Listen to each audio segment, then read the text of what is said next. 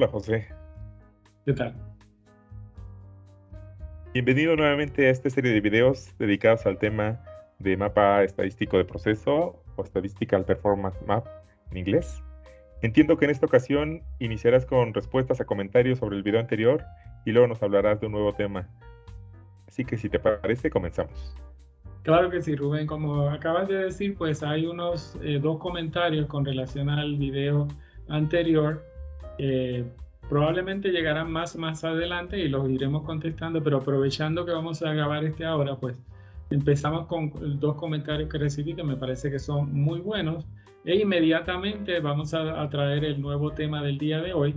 Como ustedes saben, en la página de ACS aparecen mucha información sobre Monte Carlo, desde lo más básico, la aplicación al SPM, y en el día de hoy, a petición de un amigo, del cual hablaré al final del video, pues vamos a hablar de la aplicación del Monte Carlo al cálculo de incertidumbre para un método de cromatografía líquida de alta resolución. Empezando entonces con esta primera parte de los comentarios. Básicamente son los siguientes. La columna que les presenté en el video anterior, esta que estoy presentando aquí, esta columna es una columna que expresa la concentración del analito en por ciento. Obviamente pues no tiene dimensiones, se cancela. No se debe confundir, ese es el comentario, no se debe confundir con el cálculo porcentual que se hace en farmacéutica, donde dividimos la concentración del analito en una tableta dividido entre lo que dice la etiqueta, porque son dos cosas completamente diferentes. Por ejemplo, si el número en la línea 4 aquí, un analito estuviera en una concentración de 0.1 contra la masa de una tableta, pues no deberíamos utilizar el 100 por el simple hecho de que ese sea el por 100% de la etiqueta, porque entonces estaríamos utilizando una referencia de Horwitz incorrecta. Hay que utilizar el porciento de la concentración del analito y no el de la etiqueta. Son dos cosas completamente diferentes. Ambas son necesarias, por supuesto, pero no se deben confundir. Y el otro comentario que me parece excelente es el de un amigo estadístico. Al ver el video me dice, mira José, yo te recomiendo que al tú hacer tu mapa de desempeño no pongas desviaciones estándar si pretendes hablar de la suma de las variaciones, dado que las desviaciones estándar no son aditivas, pero la varianza sí. Así que el comentario es bienvenido y lo que he hecho en este momento es trabajar estos espacios con la varianza para entonces poder hacer el comentario de la manera correcta, ¿no? Este es el mismo de la vez pasada.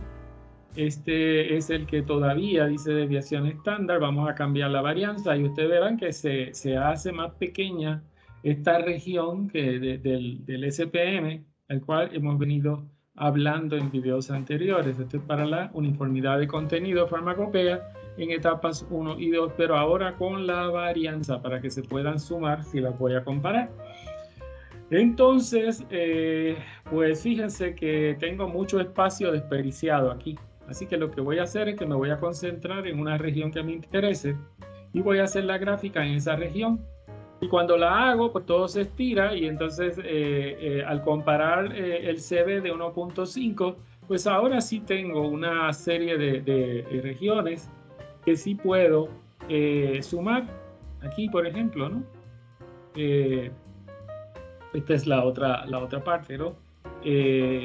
Ambas son mitad y mitad, como vimos anteriormente, y de la misma manera que la anterior, pues aquí está pequeñito y aquí está un poco más alto, ¿no? Es exactamente el mismo fenómeno. Eso nos indica que este consumo de varianza que tenemos aquí es solamente por la adecuabilidad del sistema. Tenemos que seguir añadiendo todas las otras varianzas con la esperanza de que no sean demasiadas para que aún así tengamos más adelante espacio para las operaciones unitarias del proceso. Entonces, habiendo hecho esa aclaración, podemos comenzar con el tema del día de hoy. El tema del día de hoy es la introducción a la aplicación de Monte Carlo al cálculo de incertidumbre para un método CLARK. Son todos esos pasos, vamos a ir uno a uno. Estos pasos han sido adaptados de literatura que les voy a dar de referencia para este caso en particular. Y vamos a empezar con las primeras 4. Definir lo que vamos a medir, definir el modelo físico. Para eso necesitamos un buen químico que nos indique qué es realmente lo que vamos a utilizar en medición, qué balanza, qué cristalería, qué HPLC, qué columna, qué condiciones cromatográficas, toda la parte física. Y de ahí sale, obviamente, pues la parte matemática, qué fórmulas vamos a utilizar para combinar todos esos pesos, volúmenes, áreas del estándar de la muestra para darnos un resultado. Ese es el modelo matemático y no es importante pues hacerlo de manera específica, no de manera general, porque esto cambia cada vez que usted lo haga nuevamente. Y luego con eso, pues una vez tenemos el modelo matemático, vamos a definir las fuentes de incertidumbre que consideremos importantes, de nuevo de la mano con nuestro químico analista, que es el que conoce este proceso, ¿no? Entonces aquí tengo una fórmula que es parte importante del modelo matemático que nos da el resultado de interés. Aquí lo tenemos. Es sobre ese resultado de una tableta que queremos calcular una incertidumbre utilizando una serie de componentes que en este caso nuestro químico analista nos dice que debemos añadirle a la fórmula del procedimiento un factor de extracción pesado en %, que va a estar en esta parte de la fórmula. El resto de la fórmula es la que aparece en el procedimiento, pero usualmente pues el factor de extracción en este caso es importante porque la varianza proveniente de la extracción va a influenciar en la incertidumbre y también en la media, por supuesto. Así que no deberíamos asumir en todos los casos, a menos que tengamos evidencia, de que logramos una extracción del 100% y que la varianza es 0. Eso hay que demostrarlo, ¿no? Entonces, pues, con nuestro químico competente vamos a tener una serie de tolerancias para cada una de esas contribuciones de la varianza y una media, un centro, que el químico espera que se obtenga. Y evidentemente si estamos hablando de cristalería, aquí tenemos unos 50 y 200, pues dependiendo de si usted tiene cristalería certificada, no es lo mismo que si tiene una cristalería que no esté certificada. Eso va a cambiar mucho las tolerancias, las pesadas, dependiendo de la balanza que tenga. Hay una serie de cosas que van a influenciar. Hay un elemento fijo que es una constante que no tiene tolerancia porque simplemente este factor que aparece en la ecuación y es firme, ¿no? Esa es la parte teórica que es parte de la ecuación, pero pues no tiene varianza, pero es parte del cálculo, así que lo tenemos ahí. Y pues básicamente lo que hacemos ahora es definir las distribuciones que utilizaremos para modelar las fuentes de incertidumbre antes mencionadas, ¿sí? O sea, para cada una de esas fuentes de incertidumbre, pues van a ver una serie de fuentes de incertidumbre que tienen un impacto, ¿no? Así que aquí tenemos para el área de la muestra, que es una sola inyección, vamos a usar la distribución normal. También vamos a utilizar la normal para el factor de extracción. Normal también sería el % de pureza de nuestro estándar.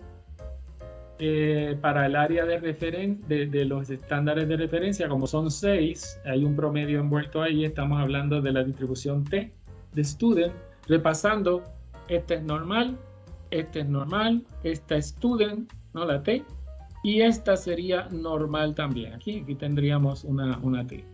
Entonces, pues aquí teníamos una distribución rectangular para el peso del estándar. Estamos pesando en una balanza digital.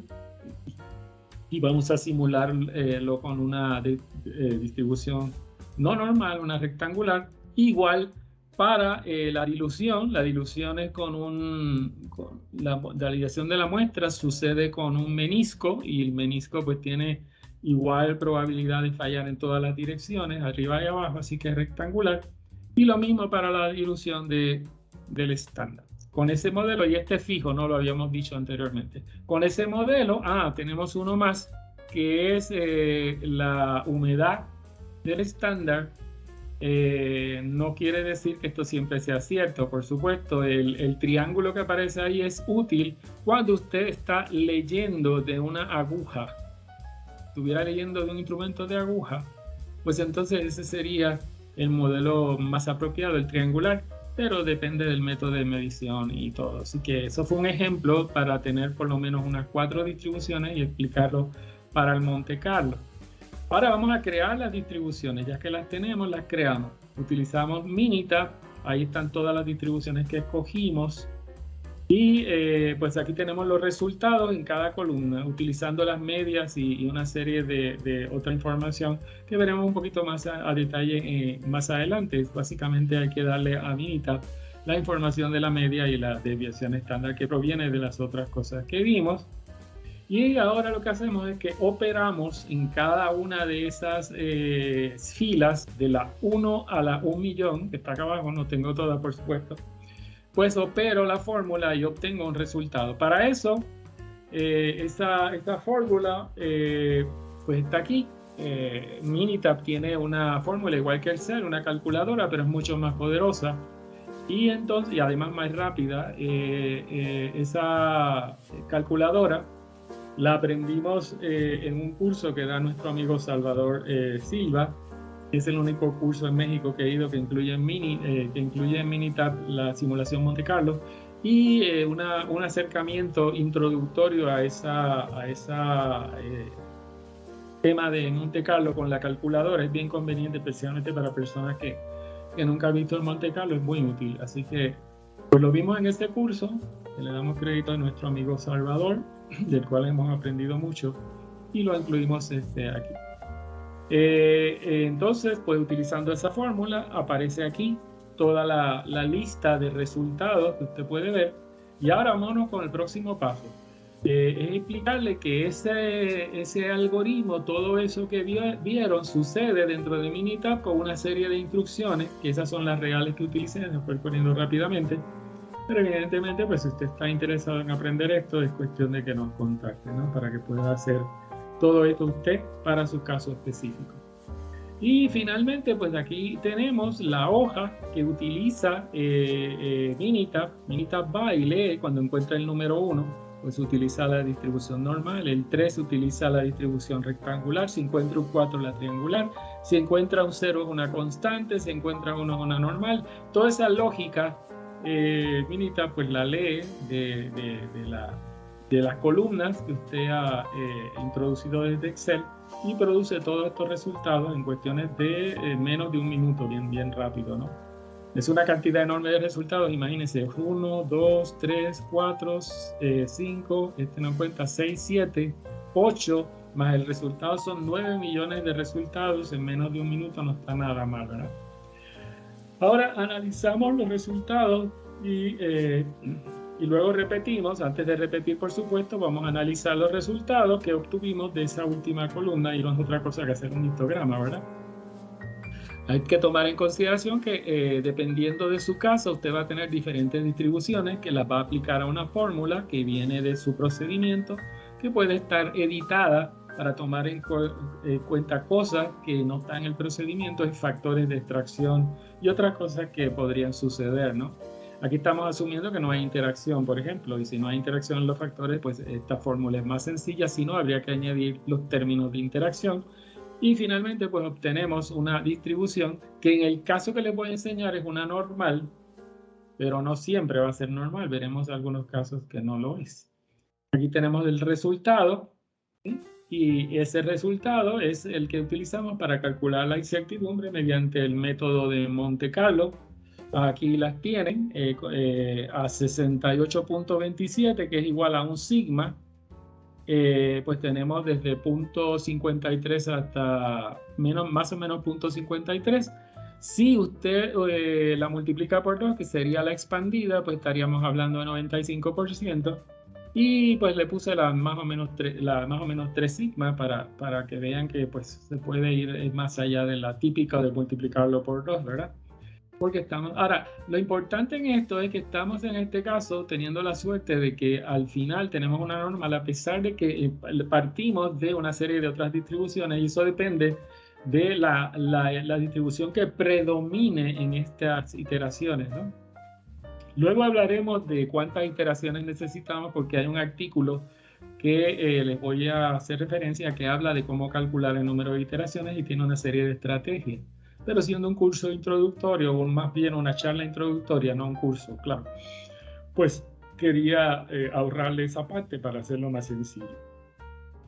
Luego de analizar los resultados, nos vamos a nuestro caso real y empezamos a verificar si tenemos todos los elementos para calcular una incertidumbre confiable. Porque en la práctica, la teoría dice una cosa, pero la práctica es otra. Y resulta, por ejemplo, que en este laboratorio se hace un análisis de la capacidad de los analistas para tomar un estándar, disolverlo y medir una absorbancia y luego reportar la relación entre el peso y la absorbancia.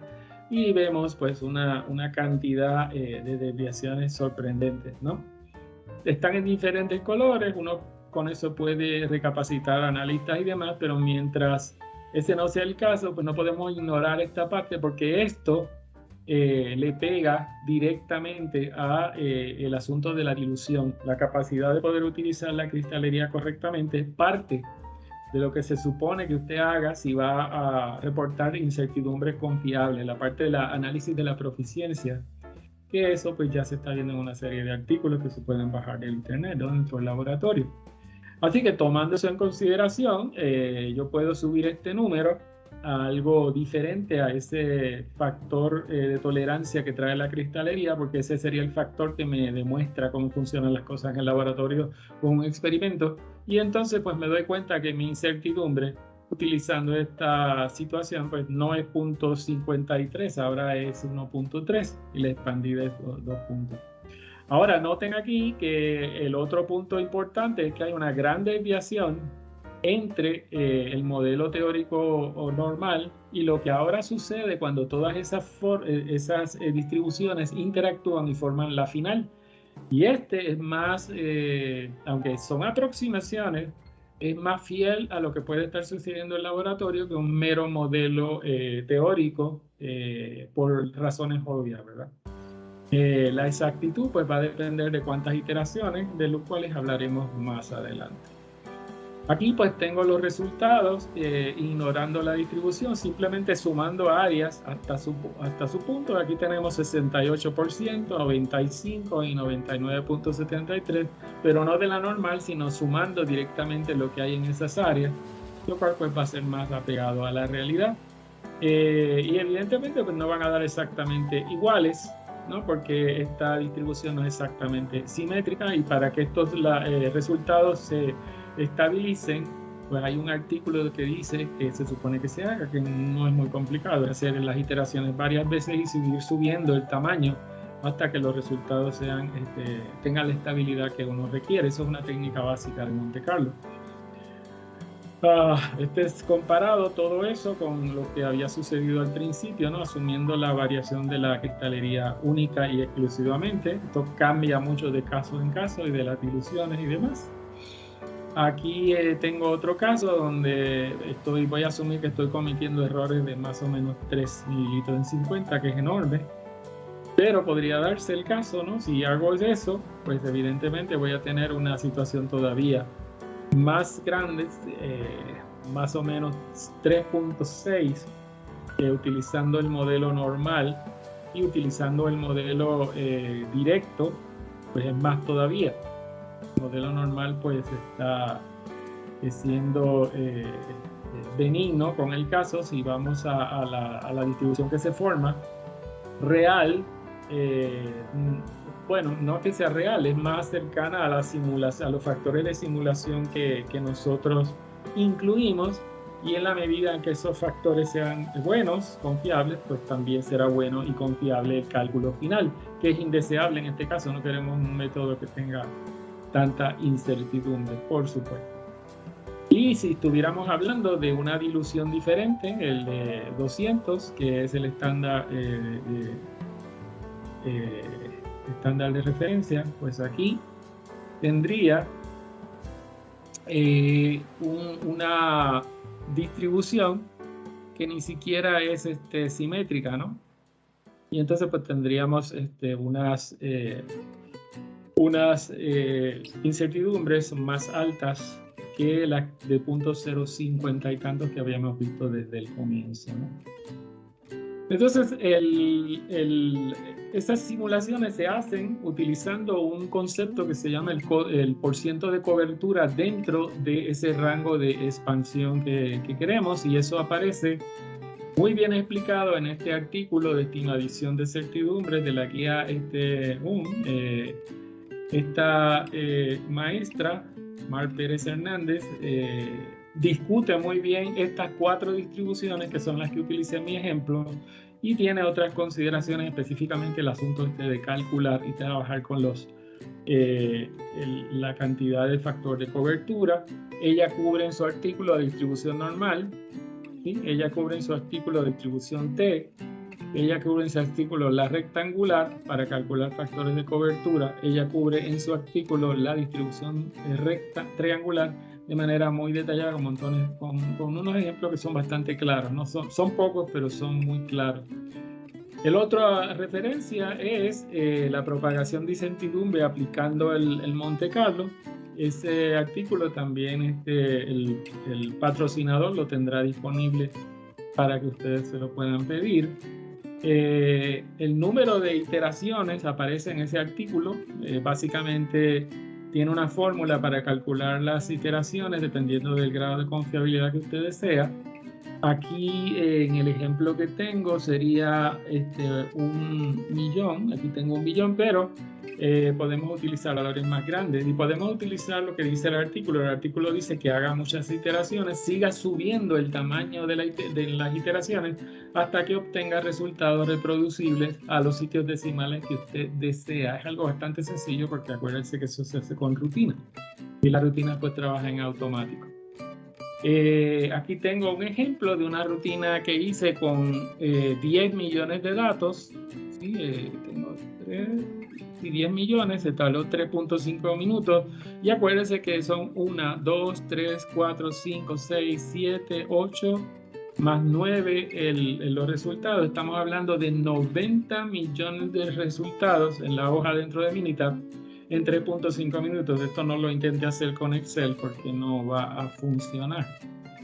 Ese mismo artículo tiene una cantidad interesante de otras distribuciones, algunas que no aparecen en Minitab, pero, como por ejemplo la primera, la trapezoide, pero se pueden generar con la fórmula dentro de Minitab, pues sin lugar a dudas con la ayuda de fórmulas que aparecen en este excelente artículo. De hecho, el artículo también hace referencia a paquetes que se utilizan para hacer simulación Monte Carlo, así que también si está interesado en informarse en esta parte, pues vaya a este artículo. Y hace muchos años, cuando estaba en la Universidad de Puerto Rico en la década del 70, esta fórmula nos la dio el profesor de analítica y nos dijo: si nos vas a entregar un resultado analítico en este laboratorio, ninguno es aceptable si no añade su incertidumbre. Y pues a regañadientes utilizábamos esta fórmula porque si no nos aceptaban los resultados. Es una fórmula bastante sencilla porque es una derivada parcial de esta manera, multiplicado por la incertidumbre de cada componente, así que obviamente es una suma de términos, aquí ven la sumatoria. Y pues lo que utilizábamos para este valor era la varianza, por ejemplo la tolerancia de la balanza al cuadrado y cosas por el estilo. Asumíamos que esa era la tolerancia, o sea, el término que vamos a poner como incertidumbre aquí, porque era un curso introductorio. Hay maneras más correctas de hacer eso. Pero lo que me llamó la atención es que saliendo de la universidad en la farmacéutica, eso nunca fue requerido, ni en México ni fuera de México. Toda mi experiencia en la farmacéutica es que puedes dar resultados y la incertidumbre pues no es parte de lo que te pide. Noten que esta fórmula que aparece abajo es la misma, pero ahora tiene el término adicional para la parte de las interacciones. Si hubieran interacciones, pues en el Monte Carlo habría que también añadir un término de interacciones para considerarlas. Obviamente el ejemplo que di es simple y asume variables independientes. Cuando llegué a México volví a ver esta fórmula porque una amiga, esposa de un gran amigo que se llama Pedro Camacho, ella de nombre Evelyn Soberón. Evelyn me entregó un pequeño manual de SIMPAM y volví a ver esta fórmula ya en la década, a principios del 2000, que no había visto desde los años 70, y entonces pues me entusiasmó el hecho de que en algún lugar pues hubiera interés sobre esto, y empecé a trabajar mucho con el tema. Pero operando la fórmula como directamente pues se hacía ya en la universidad. En el Monte Carlo lo que hemos hecho es trabajar con una idea diferente que se puede comparar con lo que hacemos de cálculo aquí. Y una buena explicación de todo esto aparece en el mismo artículo, porque esta maestra nos trae exactamente las mismas fórmulas, nos advierte que si no hay interacción, pues solamente utilicemos este término y ignoremos el segundo. Básicamente lo mismo que está en la guía de la CIPAN hace muchísimos años, ¿no? Y que gracias a Evelyn, de la cual aprendí mucho, ella trabajaba como en el comité de métodos analíticos de la farmacopea mexicana. En esa época pues aprendimos mucho de Evelyn, que desafortunadamente pues ya no está con nosotros. La incertidumbre se va sumando. Aquí tenemos, digamos, la incertidumbre de la medición total, y entonces la descomposición, este factor es un lado del triángulo y el otro cateto se convierte en la hipotenusa del siguiente, y entonces pues se siguen separando los factores. Viéndolo de esta manera, pues sería como el agua cayendo, la suma de toda esa área de las dos, pues eso es una manera visual de ver la suma de los cuadrados, ¿no? Que es lo básico en la suma de la varianza, de las cuales empecé a hablar al principio de este video, ¿no? del cambio que fue necesario hacer en el SPM para que las varianzas pues, se pudieran sumar de diferentes componentes y fuera más fácil de ver, según sugirió mi amigo. Y pues al final tenemos que hacer lo que estamos haciendo con este video, es documentar y reportar todo este trabajo con las incertidumbres obtenidas para que otros las puedan examinar, mejorar, utilizar, y todo lo que queramos incluir en los objetivos de todo el trabajo que estemos haciendo. Esta frase me la envió mi amigo Ramón Rodríguez. Ramón Rodríguez es una persona que sabe mucha estadística. Yo he aprendido mucho de él y me encanta que utilice mucho las frases de Juran. Juran se considera el papá de la calidad por diseño, y esa frase pues es buena para cerrar este tema, ¿no? Los problemas de calidad de muchos productos pues tienen su raíz de cómo fueron diseñados, y es bien pertinente, ¿no? Repasando, pues estoy muy agradecido a Evelyn por todo lo que aprendí de ella. Estoy muy agradecido a Ramón Mejías, que es el maestro de toda la parte analítica que estamos utilizando para desarrollar todas estas cosas, de nuestro amigo Salvador Silva, que pues hemos aprendido mucho también de Salvador en sus cursos y del método de Monte Carlo. Y también pues no puedo dejar de mencionar a mi amigo Alejandro Alcántara por su enorme paciencia. Alejandro me está enseñando muchísimas cosas que yo desconocía de la estadística en este momento, y estamos trabajando juntos para hacer un proyecto donde utilicemos el Monte Carlo en cosas todavía más interesantes de las que mencionamos aquí, y ya pues estaremos reportando resultados de alguna manera en el futuro. Mi querido Rubén, yo creo que ya con eso pues básicamente hemos terminado. Muchas gracias, José. Como siempre, muy interesante la información que nos has compartido el día de hoy. Le recordamos a nuestros amigos que pueden contactarnos a través de las diferentes redes de ASEC para hacernos llegar sus preguntas respecto a lo revisado en este video para que José pueda resolverlas. Igualmente, si requieren mayor información bibliográfica acerca del método Monte Carlo, con gusto podemos proporcionarla. Perfecto, pues nos estamos viendo la próxima vez. Hasta luego. Muchas gracias, los esperamos en nuestro siguiente video. Hasta luego. Bye.